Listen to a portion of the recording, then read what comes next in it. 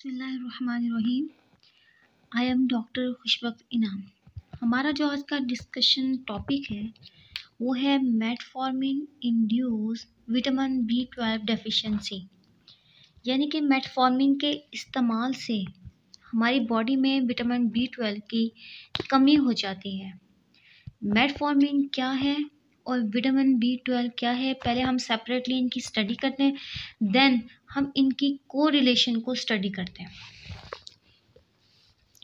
Vitamin B12 is also known as cobalamin. इसका एक दूसरा नाम कोबालामिन भी है और ये वाटर सॉल्युबल विटामिन है, पानी में हल हो जाता है। हमारी बॉडी में अगर हम इसके नॉर्मल रेंज देखें 190 से 950 पिकोग्राम पर ml, इसकी नॉर्मल रेंज है हमारे पास। अगर हम इसका रोल देखेंगे हमारी बॉडी में क्या क्या का काम कर रही है, इसका रोल क्या है, production of red blood cells को बनाने में काम कर रही है, DNA को बनाने में काम कर रही है, and proper functioning of nervous system, जो हमारा न्यूरॉन्स का सिस्टम है, नर्वस सिस्टम है, उसको प्रॉपर बनाने के लिए विटामिन B12 हमें चाहिए होती है। अगर इसकी कमी हो जाए तो हमारी बॉडी के अंदर क्या क्या इफ़ेक्ट्स हो सकते हैं वो हमने अभी इतना नहीं डिटेल से स्टडी करना, जस्ट हम ये देख रहे हैं कि कौन कौन से लोग विटामिन B12 की डेफिशिएंसी का शिकार हो जाते हैं। एल्डरली पीपल, और सेकंड पॉइंट हमने लिखा है the people on the drug metformin for diabetes. वो लोग जो डायबिटीज़ के ट्रीटमेंट के लिए, अपने शुगर के इलाज के लिए मेटफॉर्मिन ड्रग्स के तौर पर इस्तेमाल कर रहे होते हैं, उनके अंदर विटामिन B12 की डेफिशिएंसी होने का ख़तरा है। और वो पेशेंट जो ड्रग इस्तेमाल कर रहे हैं एंटी एसिड्स, जैसे हार्ट बर्न्स वगैरह हो गया, उनके लिए ये इस्तेमाल कर रहे हैं, उनके अंदर भी विटामिन B12 की डेफिशिएंसी होने के चांसेस हैं। हमारा सिर्फ फोकस इसके ऊपर सेकंड पॉइंट पर रहेगा, people on the drug of metformin for diabetes आज के लिए, ठीक है। और भी बहुत से रिस्क फैक्टर्स हैं, हम जस्ट आज का सिर्फ एक पे फोकस करेंगे। अब हम इसके बारे में स्टडी कर लेते हैं कि मेटफॉर्मिन ड्रग क्या है। ये एंटी हाइपरग्लाइसेमिक एजेंट है। एंटी का मतलब होता है अगेंस्ट, जिसके खिलाफ हम ले रहे होते हैं, हाइपर में ज़्यादा, ग्लाइसेमिक ग्लूकोज, जब हमारी बॉडी में ग्लूकोज ज़्यादा हो जाता है उसके लिए जो हम एजेंट के ड्रग इस्तेमाल करते हैं वो हमारे पास मेटफॉर्मिन आ रही है इस टाइम, एंटी हाइपरग्लाइसेमिक एजेंट के तौर पर हम इसको इस्तेमाल कर रहे हैं। अब इसका मैकेनिज्म ऑफ एक्शन देखने की किस तरह काम करती है। पहला इसका पॉइंट हमने लिखा है कि decrease the hepatic glucose production. हमारी बॉडी में जो लीवर है वो ग्लूकोज की प्रोडक्शन बनाता है, उसको डिक्रीज करवा देती है मेटफॉर्मिन, क्योंकि हमें ग्लूकोज नहीं चाहिए, उसको हमें करनी है कम।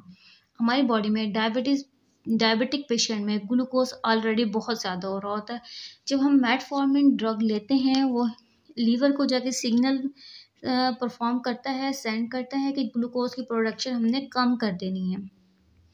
सेकंड इसका मैकेनिज्म का जो पॉइंट है, ग्लूकोज जो है हमारी बॉडी में इंटेस्टाइन से, आंतों से जज्ब होती है ब्लड में, ये सारी हमारे पास गट जारी होती हैं, गट से हमारे पास ग्लूकोज आती है ब्लड में।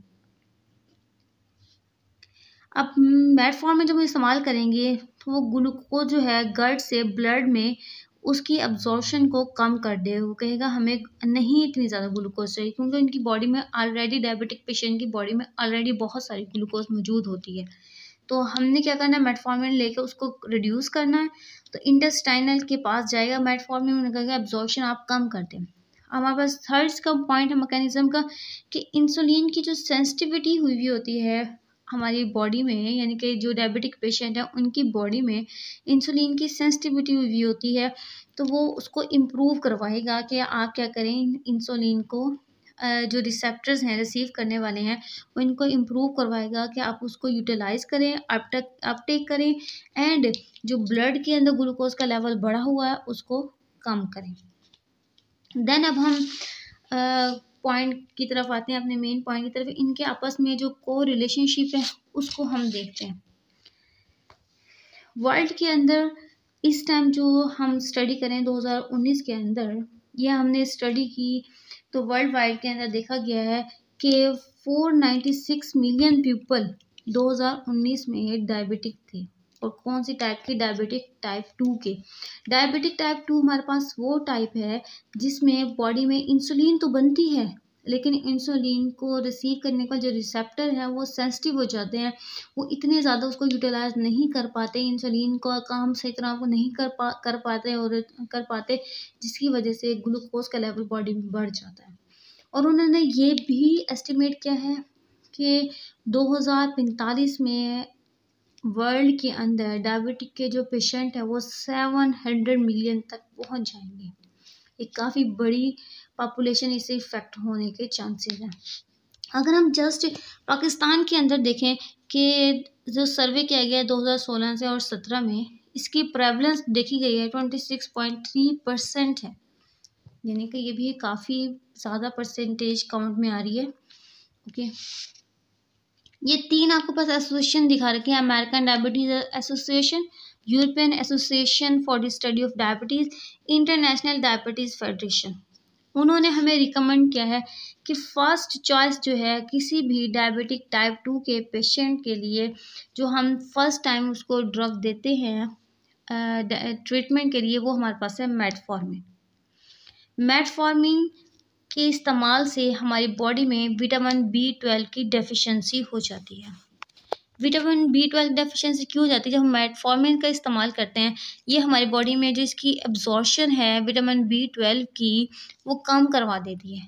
यानी कि जिन जिन फूड्स में एग से, मीट वगैरह से हम विटामिन B12 लेते हैं, आपको आप जानते हैं कि विटामिन जितने भी हमारी बॉडी में खुद सिंथेसाइज नहीं होते, हम डाइट के थ्रू लेते हैं। मेटफॉर्मिन के इस्तेमाल से जो हम ड्रग डाइट वगैरह ले रहे होते हैं, वो उसकी एब्जॉर्प्शन को कम करवा देता है, विटामिन B12 की मेल एब्जॉर्प्शन करवा देता है, जिसकी वजह से हमारी बॉडी में विटामिन B12 की डेफिशिएंसी हो जाती है। जो अगर हम ये इसको देखें, जो लोग लॉन्ग टर्म यूज़ कर रहे हैं मेटफॉर्मिन का, तो वर्ल्ड वाइड में 52% चांसेस हैं कि उनके अंदर विटामिन B12 की डेफिशिएंसी हो सकती है, मीन्स कि हो ही जाती है। ओके, तो एक ये ट्रायल लिया गया है मल्टी सेंटर्स के अंदर, 7 सेंटर्स के अंदर स्टडी की गई है। 932 नंबर ऑफ पेशेंट्स लिए गए हैं, जिसमें से जो मेटफॉर्मिन यूज़र थे वो 645 हैं, जो मेटफॉर्मिन इस्तेमाल नहीं कर रहे थे वो 287 हैं। और अब मेटफॉर्मिन कब से इस्तेमाल कर रहे थे? उनको इस्तेमाल करते हुए है लॉन्ग टर्म हो गया है, 2 ईयर्स से ज़्यादा हो गया है। अब क्या देखा गया है कि उनके अंदर क्या रिजल्ट आए हैं। अब आपके सामने ये है कि जो नॉन मेटफॉर्मिन यूज़र्स थे, उसका पहला बताया हुआ नॉन मेटफॉर्मिन यूज़र्स के अंदर ये दिखाया हुआ है कि आपके पास 2.10% डेफिशिएंसी थी, यानी कि जितने भी हमारे पास पेशेंट लिए गए, यहाँ बता रहे हैं नॉन मेटफॉर्मिन के 287 ने पेशेंट लिए, तो उनके अंदर 2.10 पेशेंट्स के अंदर हमारे पास डेफिशिएंसी पाई गई। विटामिन B12 की डेफिशिएंसी जब होती है, जब इसकी वैल्यू 200 पिकोग्राम से लेस हो जाती है, तो हम कहते हैं कि इन पेशेंट में विटामिन B12 की डेफिशिएंसी हो गई है। और कितने पेशेंट के अंदर इनसफिशिएंसी देखी गई? इनसफिशिएंसी हम कहते हैं कि माइल्ड डिक्रीज, यानी कि उनके अंदर विटामिन B12 बहुत ज़्यादा कम नहीं हुआ, थोड़ा सा कम हुआ।